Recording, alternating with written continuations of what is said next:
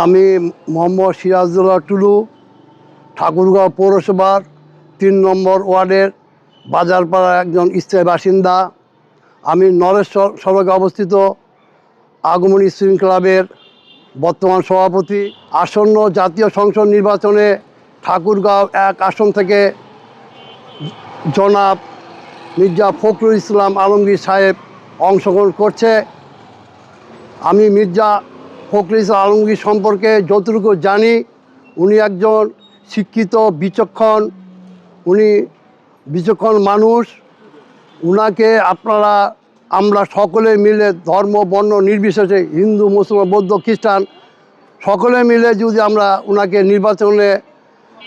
নির্বাচনে জয়লাভ করে আনতে পারি, ঠাকুরগাঁওর উন্নয়নের যত সমস্যা রয়েছে সব কিছুই উনি সমাধান করতে পারবেন বলে আমি দৃঢ়ভাবে বিশ্বাস করি। কারণ ব্যক্তি জীবনে উনি একজন শিক্ষক ছিলেন।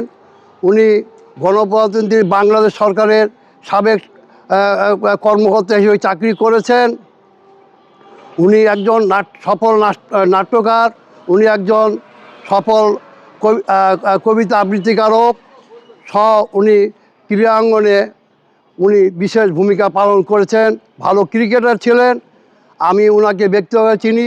আমি চাই জনাব মির্জা ফখরুল ইসলাম আলমগীরকে আগামী জাতীয় সংসদ নির্বাচনে আমরা সকলে মিলে, এলাকাবাসী ঠাকুরগাঁওবাসী মিলে ওনাকে নির্বাচিত করে ঠাকুরগাঁও সকল উন্নয়নের কাজ যাতে ওনার কাছ থেকে আমরা আদায় করে নিতে পারি। উনি সেই সমস্ত আমাদের যেসব দাবি, এলাকায় একটি মেডিকেল কলেজ, পাবলিক বিশ্ববিদ্যালয় প্রতিষ্ঠা করা, এলাকায় ইপিজেড করা, যাতে অনেক কর্মসংস্থানের সুযোগ সৃষ্টি হয়।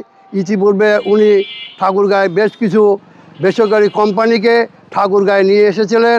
তাদের অন্যতম হচ্ছে কাজী ফার্মস লিমিটেড, বে এগ্রো লিমিটেড। এটা সত্য কথা।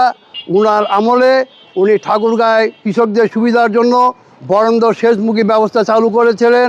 এই জন্য আমি এক কৃষক পরিবারের সন্তান হিসাবে আমি ওনাকে ধন্যবাদ জানাই। আমি ওনার কাছে ব্যক্তিগতভাবে কৃতজ্ঞতা প্রকাশ করছি। আপনারা দল মত বর্ণ নির্বিশেষে সকলে মিলে আসন্ন ত্রয়োদশ জাতীয় সংসদ নির্বাচন আগামী 12ই ফেব্রুয়ারি 2026 তারিখে মির্জা ফখরুল ইসলাম আলমগীরকে ধানের শীষ প্রতীকে আপনার মূল্যবান ভোট দিয়ে বিপুল ভোটে যুক্ত করবেন।